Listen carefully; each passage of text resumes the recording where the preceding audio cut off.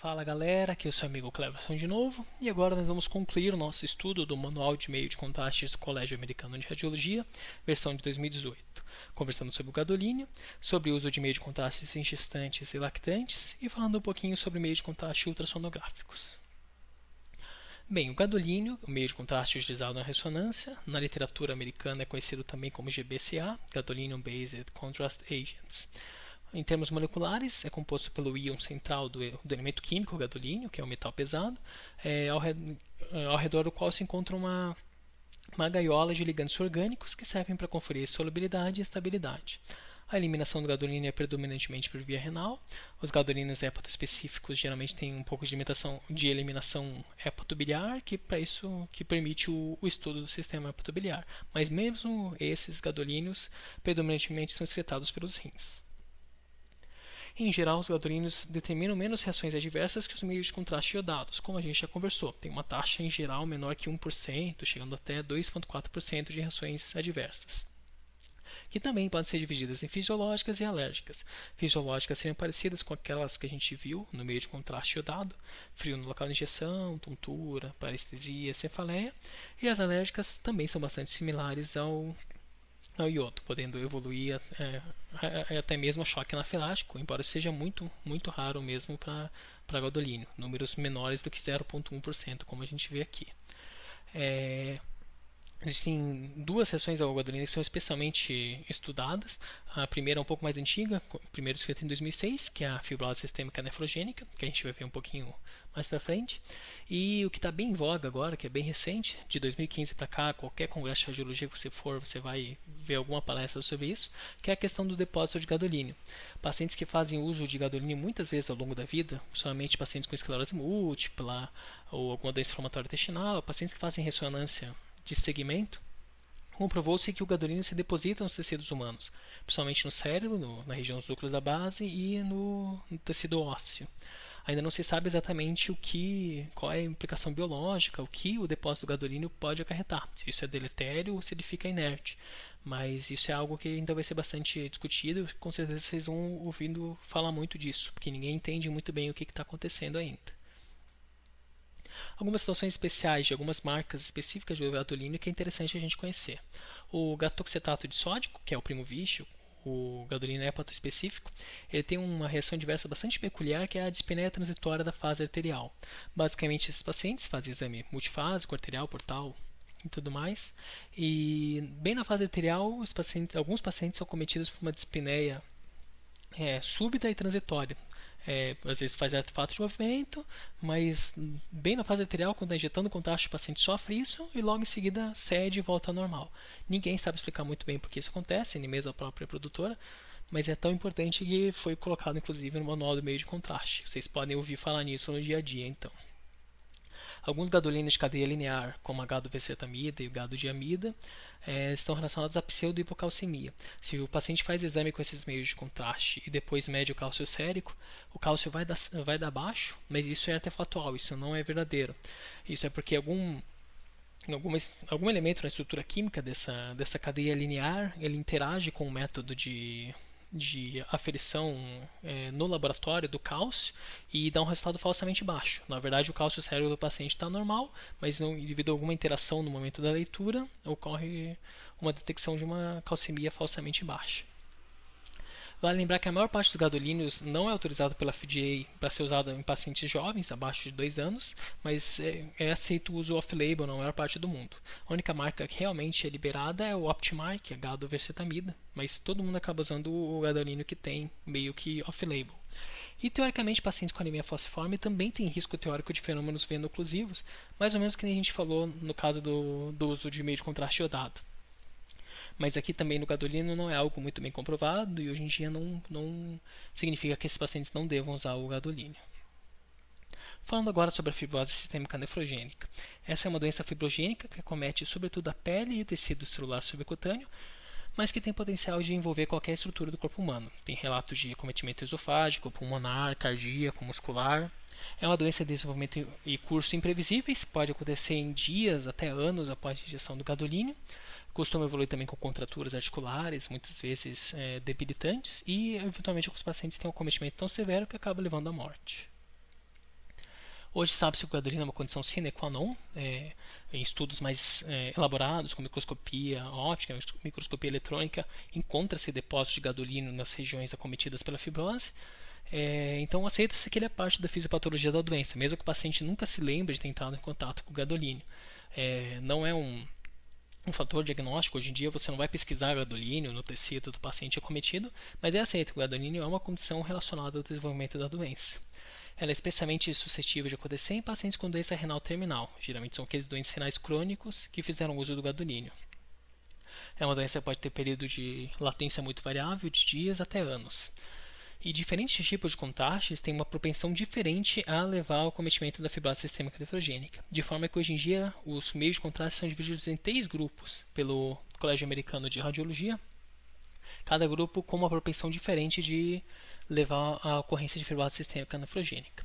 Os gadolinos do grupo 1 são os que estão mais associados à fibrose sistêmica nefrogênica, que é o que mais tem relatos na literatura. Alguns dizem que isso na verdade é só um viés, porque são gadolinos mais antigos, que estão há mais tempo no mercado, mas de qualquer forma são esses gadolinos aqui que são os mais preocupantes: gado de amida, gado penetato e gado vercetamida. Já os gadolinos do grupo 2, eles têm um risco tão baixo que o screening é desnecessário. A gente vai conversar daqui a pouquinho como é que a gente faz a seleção do paciente para saber se ele pode fazer uso do gadolínio ou não. Mas esses gadolinos do grupo 2, que são os mais modernos, eles são tão seguros, a maioria não tem nenhum caso de fibrose sistêmica nefrogênica relatado, que o Colégio Americano de Cirurgia permite que você nem faça o screening para risco de fibrose sistêmica nefrogênica quando você trabalha com esses gadolíneos. E os gadolíneos do grupo 3 são os gadolíneos hepatoespecíficos, que também é questionável se tem uma associação com a doença renal crônica ou não, mas não tão forte quanto o grupo 1. Bem, pacientes com doença renal crônica, aqueles que têm uma taxa de filtração glomerular estimada abaixo de 30, que seria doença renal crônica estágio 4 ou 5, são os que estão maior risco, chance de 1 a 7% de desenvolver a doença após serem expostos ao gadolínio.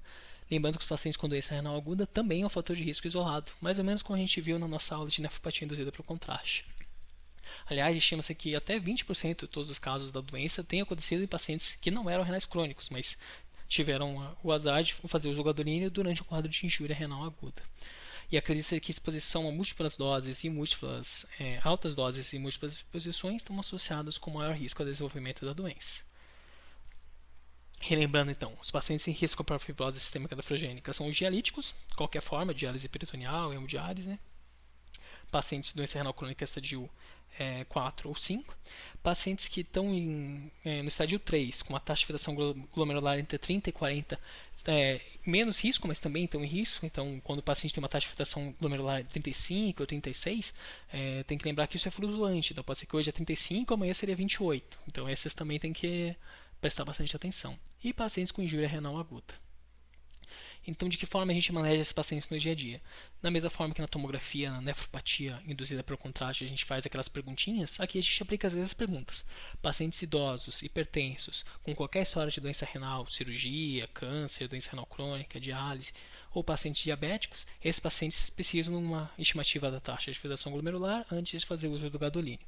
Percebam que aqui a gente não pergunta na metformina, porque a metformina é uma conversa totalmente diferente. É acúmulo de ácido lático, que nem a gente viu na outra aula, que não acontece aqui no gadolínio, porque o gadolínio não é nefrotóxico. A nossa preocupação é o paciente ter doença renal crônica e fazer fibrose sistêmica nefrogênica. Para esses pacientes que têm o screening positivo, o ideal é que você tenha uma creatinina das últimas 48 horas quando o paciente está internado. Então, se você tem condição de pedir uma creatinina recente, use a creatinina recente para fazer estimativa de taxa de filtração glomerular. Agora, quando é um paciente ambulatorial e você não consegue uma creatinina das últimas 48 horas, aí a situação é um pouco mais confusa. Não é exatamente como no meio de contraste iodado, que tem ele deixa meio aberto, assim, que pode ser uma creatinina dos últimos 30 dias, um pouco mais, um pouco menos.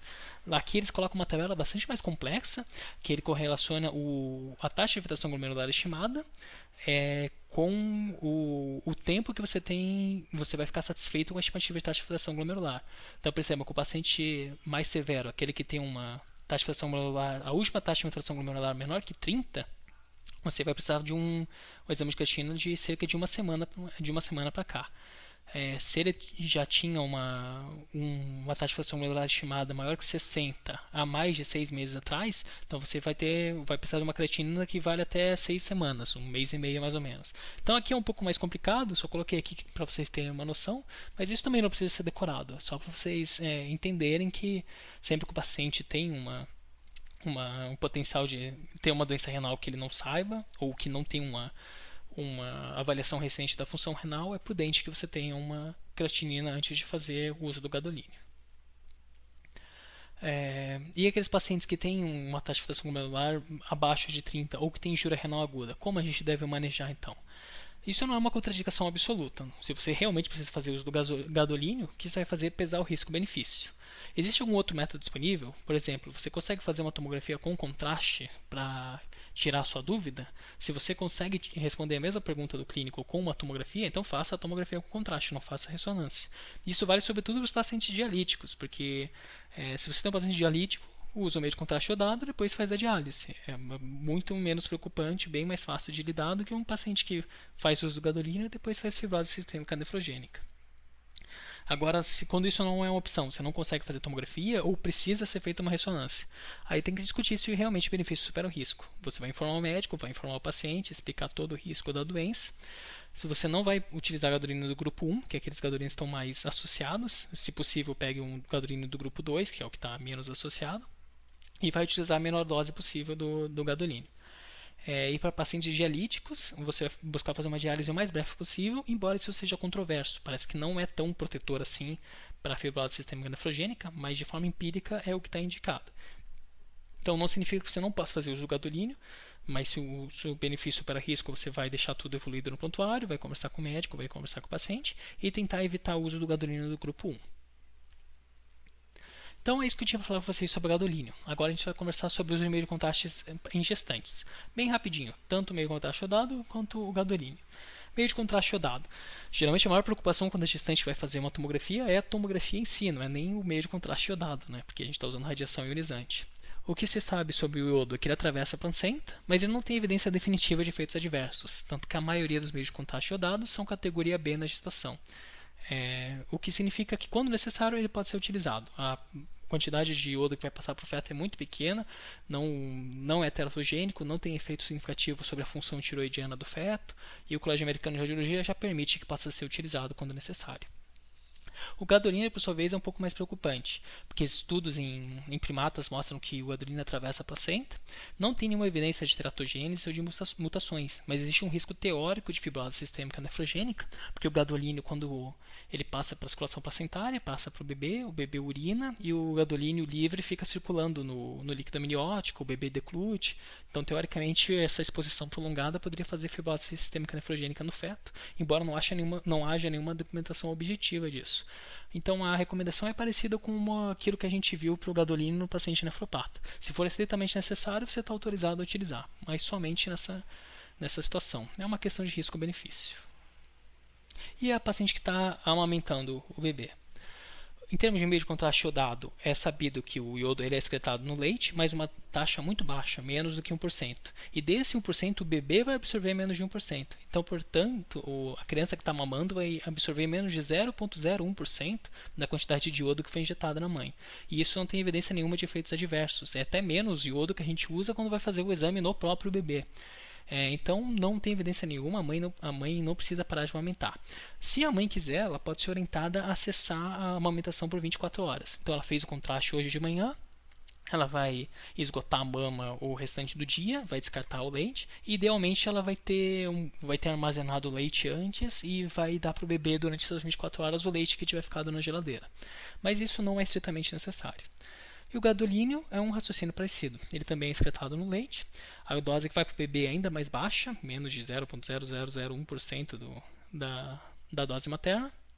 Também não tem evidência de efeito adverso. Mas se a mãe quiser, ela pode cessar a amamentação por 24 horas, esgotar a mama nessas 24 horas e previamente ter colocado o leite na geladeira para amamentar o bebê. Então não é uma preocupação tão grande assim, tanto o meio de contraste iodado quanto o gadolínio para lactantes. Rapidamente eu trouxe para vocês um slide sobre o ESUR.